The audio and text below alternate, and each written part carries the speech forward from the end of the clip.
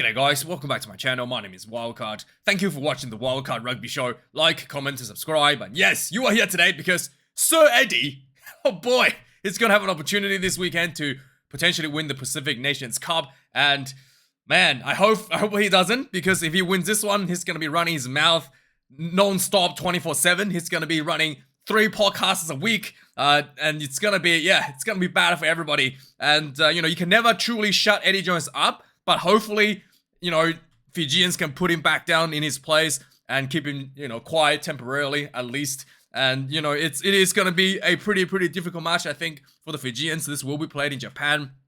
The location had nothing to do with which team won more games or anything. It's just predetermined. This year will be in Japan. Next year will be in America. And yeah, it is just the way it's set up. And I think a lot of Fijian fans will probably be a bit disappointed that this will not be in Fiji anytime soon.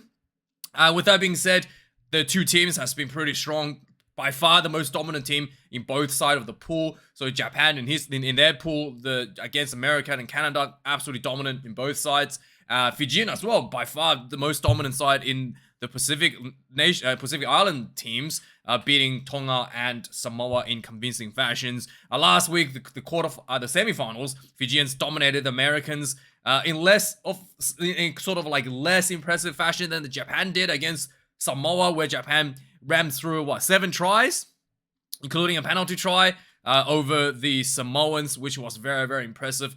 They have shown a much improvement from their performances in July, and also, as Eddie Jones will put it, building towards the future. They're definitely building towards a very strong finish to the season in the Pacific Nations Cup. So yeah, hopefully Fijians have done their homework, looked at some of the tapes, and put up a big performance this weekend, because please, Fiji, for my mental health, do that for me and give us a little bit of joy. So yeah, with that being said, this is my website for the two teams. All of their players' photos are here, so feel free to come check it out. It's just wildcardrugby.com, and this website will have pretty much most of the men's games on here, the the international test games on here, so you can go check it out. Feel free to buy some merch. And the All Blacks Wallaby games are up as well. Feel free to check that out. All the stats are here. Just dial up internet, loading up all the images. Yeah, so go check that out. Let me know if you got any feedback. Let me know if anything's wrong with the Fijian side or Japanese side.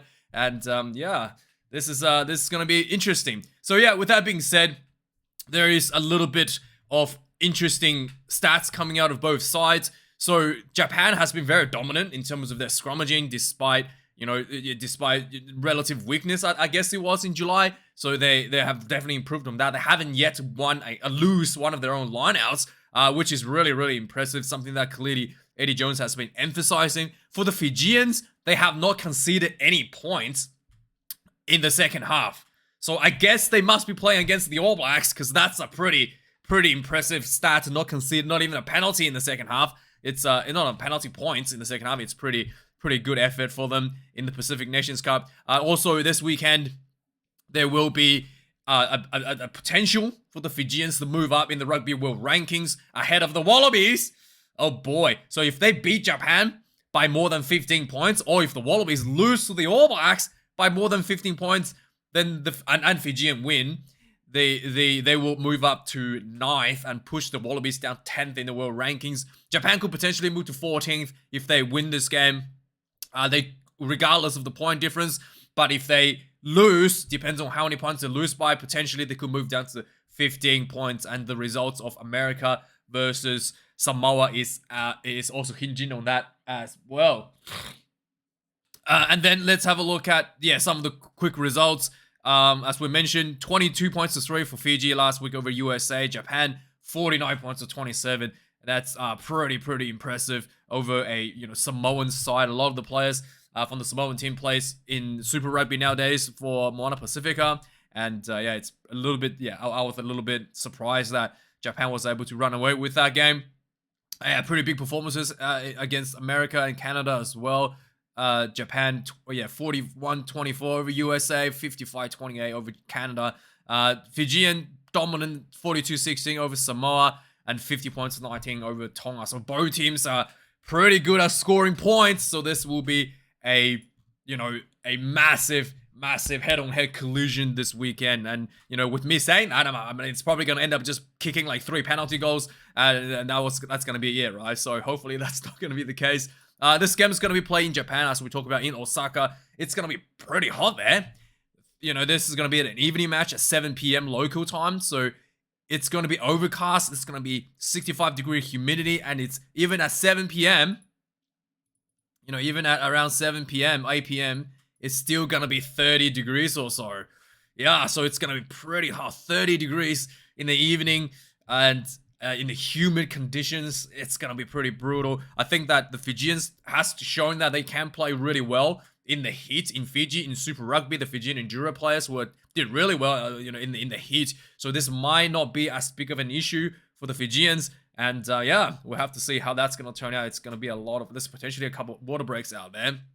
The referee on the weekend, it's going to be Mr. Nick Berry. Hopefully, he put on his Lions jersey, right? And by that, I means to put on the performance, and you know, like he did in the Lions tour, and hopefully just hand a bunch of penalties to the Fijians and win this one for us. Come on, Nick. Come on, do it for the country, Nick. You can do it. And there's more on the line than the Lions tour here, Nick. So just do us a favor. But I think that, you know, to be honest, jokes aside, I think Nick Berry is going to be a little bit more suited for the Fijian side, because a lot of the players have worked with him throughout the Super Rugby Pacific season. So that is something that they will be used to, how Nick would like to adjudicate the matches. And to be honest, based on him, the way that he adjudicated those matches, referee those matches with the Fijian sides, I think that he's pretty lenient in a lot of the things that you might not expect from a northerner referee, northerner side referee, or even a Japanese local referee. The two teams hasn't played that much recently. There was one game played in 2023 in the Pacific Nations Cup where Fiji beat Japan 35 points to 12. And the one before that is all the way back in 2019. And that was Fiji losing to Japan. It's a 34 points to 21 in Japan. So it is, you know, it is a little bit of a bit of back and forth, at least in recent times. And with that being said, let's quickly go through the players coming in for this weekend. Ironi Maui comes in number 1 for the Fijians. Tavika Inkanaveri comes in at number 2, a guy who's been really, really good for the Fijians in Super Rugby. Samu Tawake comes in number 3 at a tight head proposition for Japan. Shugo Miura comes in number 1. Mamoru Harada comes in number 2. Shuhei Takeuchi comes in number 3 for the front rowers. For the locks position, Isoa Nasilasila comes in number 4, another huge superstar for the Fijian for the Fijians. Timo Navanua comes in number 5. For Japan, Ipineri Uluiviti comes in number 4. Ah, man, this is so difficult. Warner Durns, oh, there's a good one, comes in number 5. In the loose forwards now, Ameli Langi comes in number 6. Kition Sawala comes in number 7. Elia Tanaka Ivata comes in at number 8 for the Fijian loose forwards. For the Japan players, number 6, Amato Fakatava. Number 7, Kanji Shimokawa. And number 8, Faulua Makisi for the Japan, number 8. In the back line now, yeah, you did notice that Japan don't have Lynch in the setup, so they are moving towards a much newer team, as Eddie Jones have promised. So yeah, this is you know, this will be a big test for a lot of this younger and newer players in the Japanese fold. Coming in number 9, Frank Lomani. I definitely can't pronounce his name. Another superstar on Super Rugby for the Fijian Endurers. Kalek Muntz, and someone who was injured, unfortunately, just before the Rugby World Cup. Someone that people have been looking forward to playing at the Rugby World Cup. Broken hearts, broken dreams, and he's back at number 10 jersey. He's been out quite a bit as well in Super Rugby. Gets back at a 10 jersey. For Japan, the 9 and 10 combination, Shinobu Fujiwara for Japan at number 10. Harumichi Tatekawa is on the 10 jersey. I think that's the wrong picture. That might be the wrong picture of Tatekawa here. We'll have to see. There might be the wrong picture there, but we'll see. So you can, with this, you can actually click on them and check out all of their additional stats. I feel like that's the wrong picture. Oh no, that's right. That is him. That is indeed the man. Comes in number 11, Isaiah Dorasese for Fijians. For the Japanese, Malo Tuitama for Japan. Number 12 and 13 combination for the Fijians, Inia Tabuavu.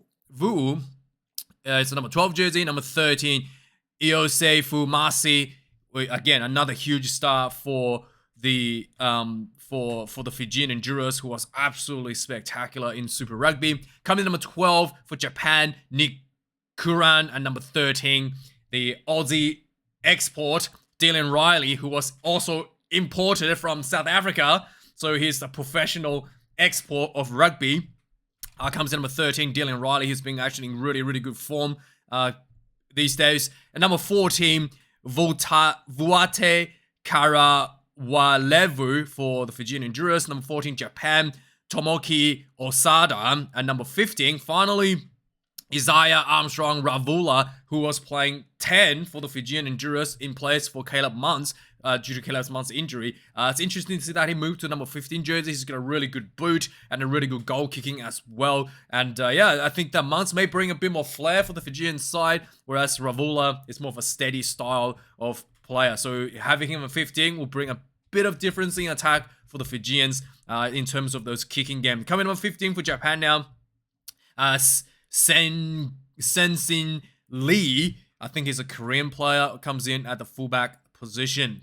On the bench now, Masulame Dolokoto for the Fijians comes in number 16.